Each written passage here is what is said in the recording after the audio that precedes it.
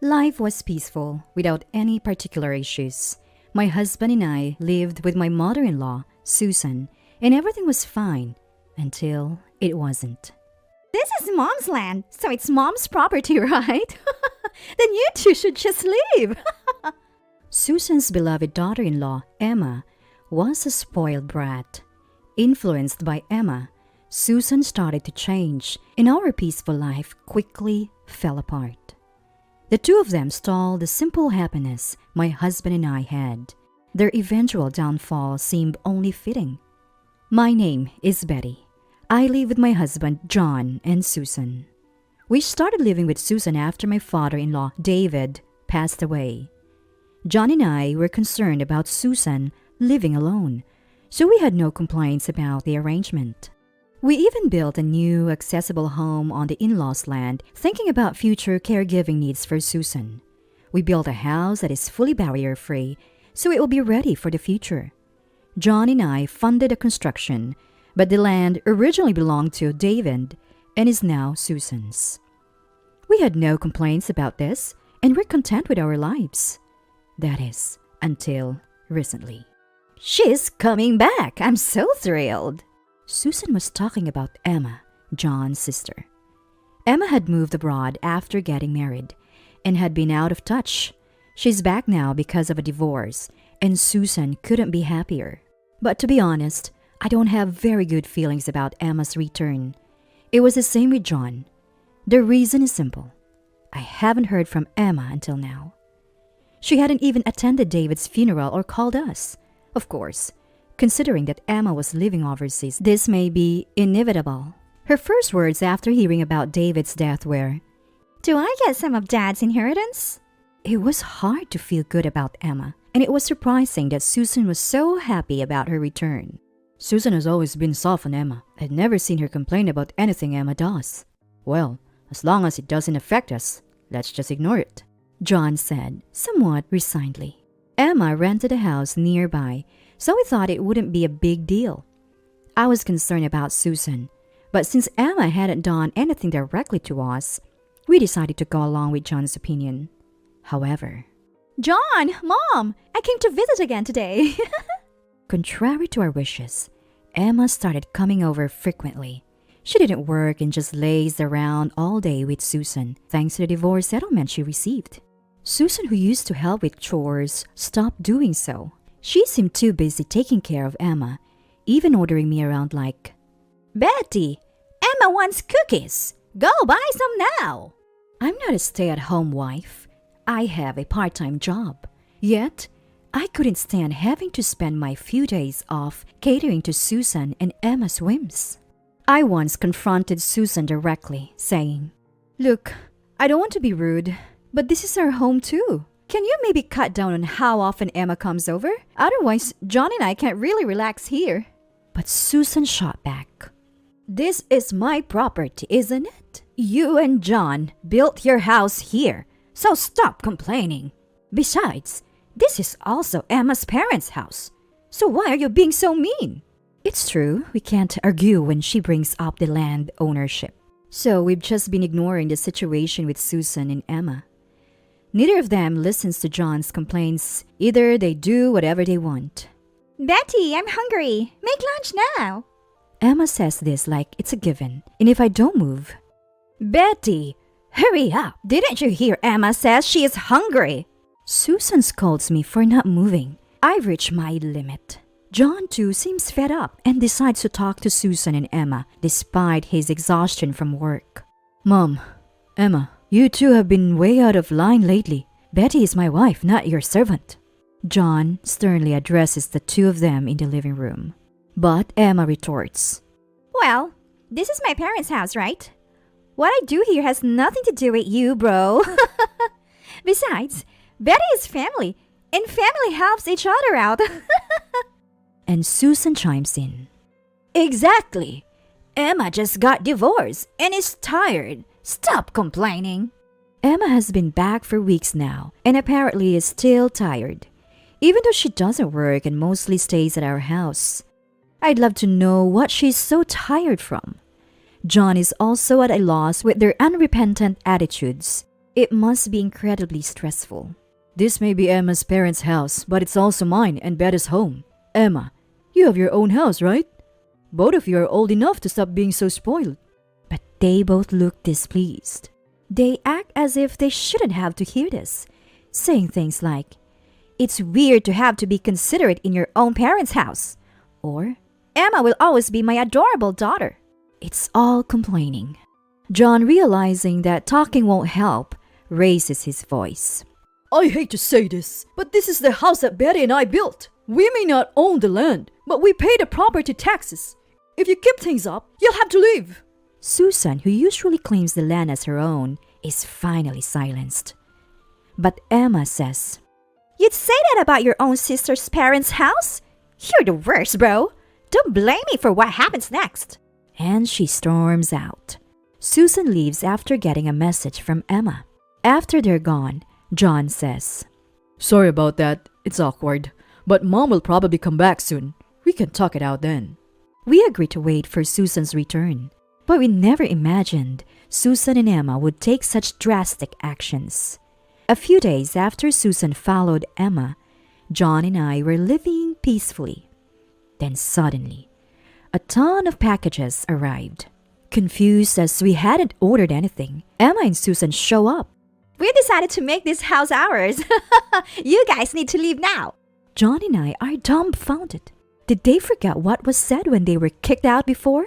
When we tell them there's no way we're giving up our house, they say, "Then pay rent to Mom, who owns the land. $3,000 a month. If you can afford that, you can stay."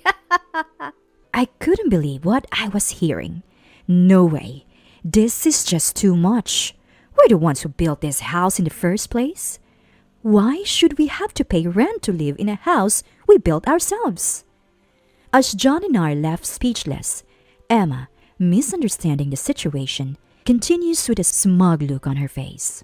"Just so you know, you don't have any say in this, okay? This land belongs to Mom, so we could tear this house down if we wanted to. But that would be inconvenient for you, wouldn't it?" She says, pressing us further. There's no way such a ridiculous proposal would fly, and tearing down the house would ultimately backfire. While it's true that the land belongs to Susan. If the landowner has complaints about the house, it's not entirely out of the question. I rack my brain for a solution, but I'm not well versed in law, so I come up empty. What should we do? That's when I was alone with my head in my hands. John suddenly says, Fine, if you want this house, we'll leave. He says this to Susan and Emma. I can't help but control John. Wait, John, are you serious? John reassures me. It's okay. And continues speaking to Susan and Emma. Even if we do leave, we haven't decided where to move yet. We need time to prepare for the move. It would help if we could stay at Emma's place in the meantime. Ignoring my concerns, John continues talking with Emma and Susan. Eventually, it's decided that we will leave this house within a week. During that time, Susan and Emma will live in Emma's current house. Feeling pleased that John complied more easily than they had expected, Susan and Emma say, Well then, hurry up and leave! and head home with smiles on their faces. I'm not in the mood for laughing, not even a little. Why did you make this decision without consulting me? As soon as Susan and Emma leave, I confront John. I can't let this slide. John apologizes with a regretful look on his face. Betty, I'm sorry, but I thought we'd be in a bad spot if we didn't do this. He apologizes to me and explains his reasoning. I can't just laugh at what John is saying as nonsense. The truth is, neither Emma nor Susan showed any signs of remorse, and we have no way to oppose them openly since Susan owns the land.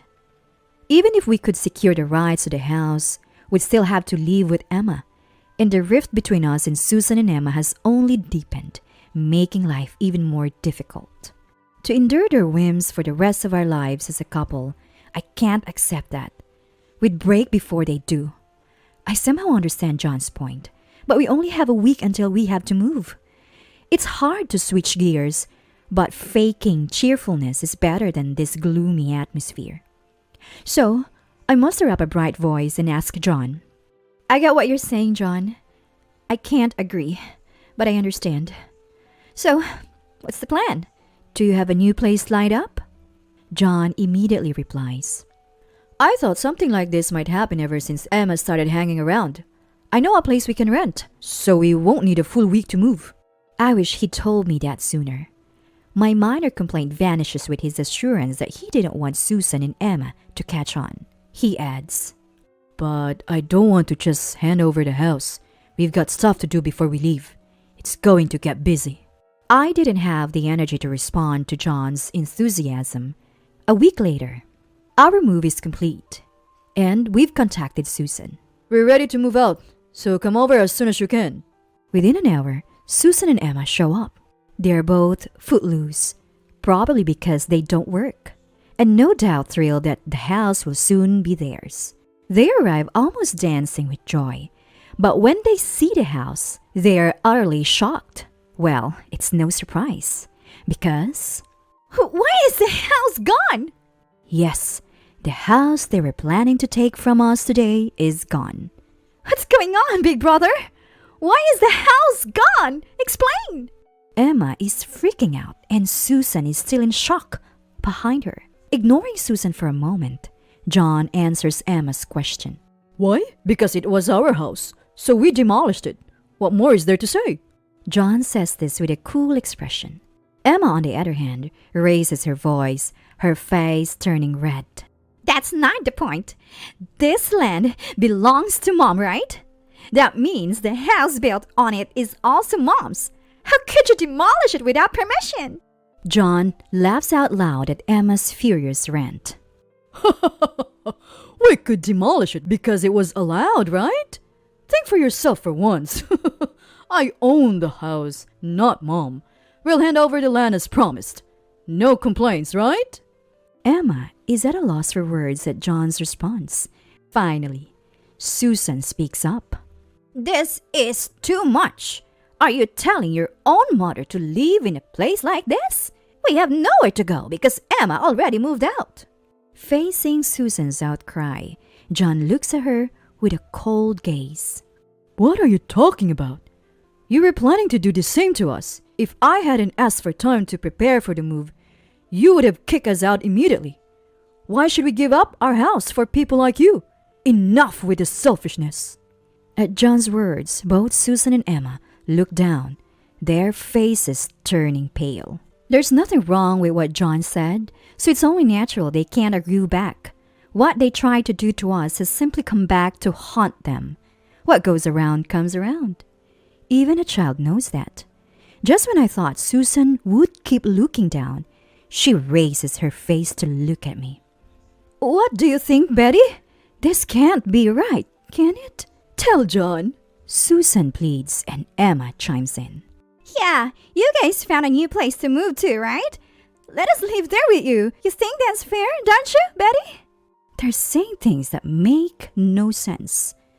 I decide to give them a reality check. As we've said multiple times, that house was ours.